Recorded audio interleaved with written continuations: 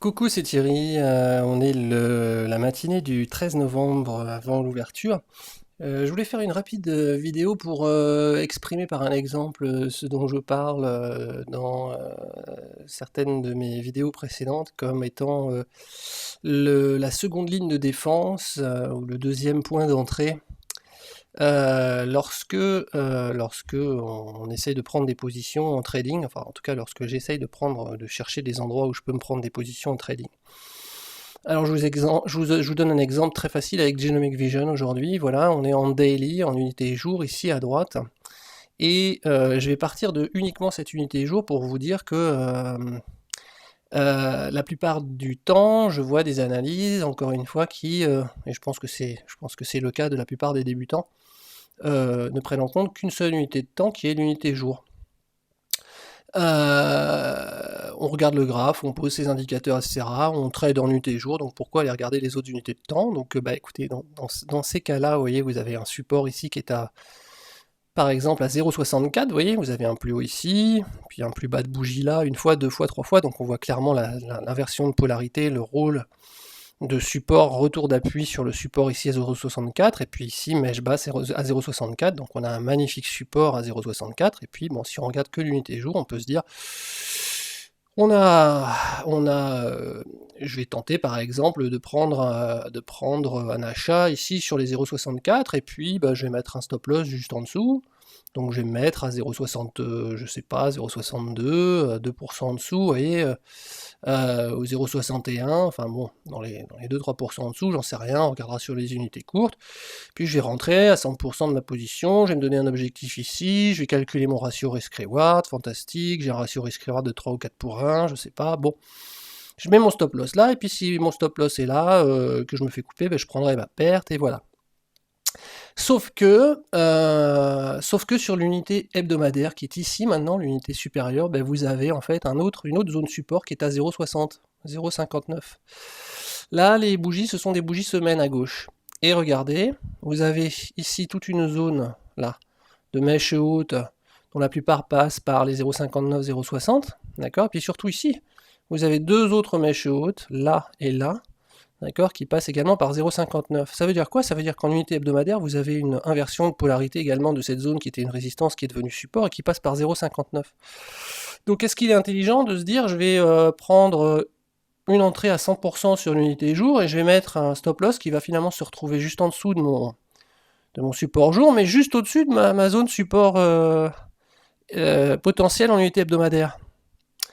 Voilà, ben moi je trouve pas. Donc, bien prendre en compte toutes les unités de temps.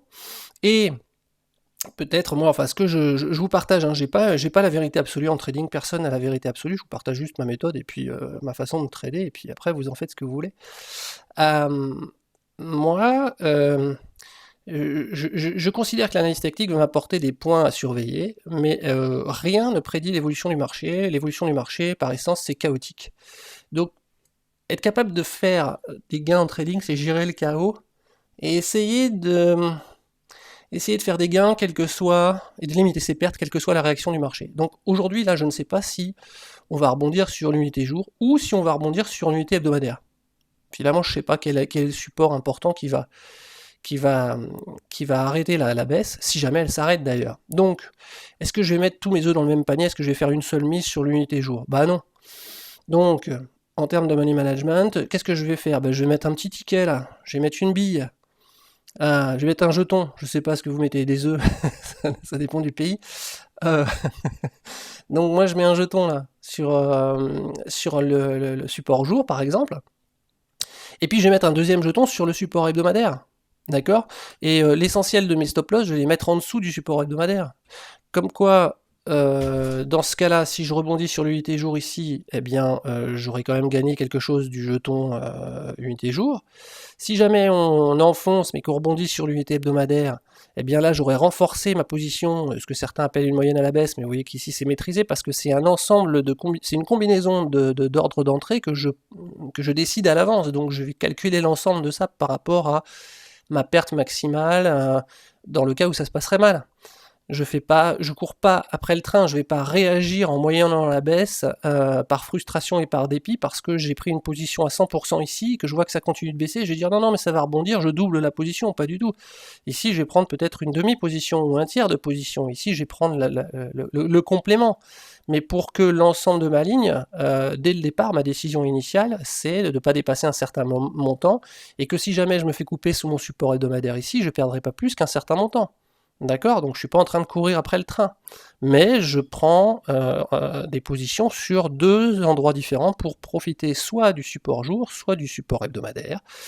Et donc le support hebdomadaire ici, c'est la deuxième ligne de défense. Et donc moi j'aime bien en fait avoir donc une première ligne de défense ici qui est l'entrée initiale et une deuxième ligne de défense qui se trouve sur l'unité supérieure. Parce qu'en général, plus l'unité est longue, plus le support ou la résistance va être importante. Donc en gros, ce support-là est moins solide que ce support-là. Alors que si ça avait été dans l'autre sens, vous voyez, prendre un support UT jour, prendre une position UT jour en disant bon ouais mais en dessous on a un support sur l'unité 30 minutes ou sur l'unité 2 heures, ce serait beaucoup plus hasardeux, n'est-ce pas? Si on arrive à casser un support UT jour, il y a de grandes chances que le support UT 30 minutes qui est 2% en dessous, il tienne pas beaucoup, il tienne pas longtemps. Par contre, faire une fausse sortie baissière, une fausse cassure, déclencher des stop-loss pour ceux qui ont les yeux braqués uniquement sur l'unité jour ici, et puis aller rebondir 2 ou 3% en dessous à 0,60 pour toucher un support qui est 2 fois plus important sur l'unité hebdo parce que les gens n'ont pas regardé, vous voyez, ça arrive beaucoup plus souvent, à mon avis. Hein. Donc je vous laisse vous faire votre propre expérience de ça, hein. Vous dépatouiller avec ces choses-là, essayer d'identifier ces configurations-là, je vous dis pas de faire la même chose sans le vérifier de toute façon. Et voilà, bah écoutez, je vous laisse, c'était mon petit partage sur la deuxième ligne de défense, illustrée par aujourd'hui cette Genomic Vision, voilà, sur ces deux niveaux. Je vous souhaite d'excellents trades.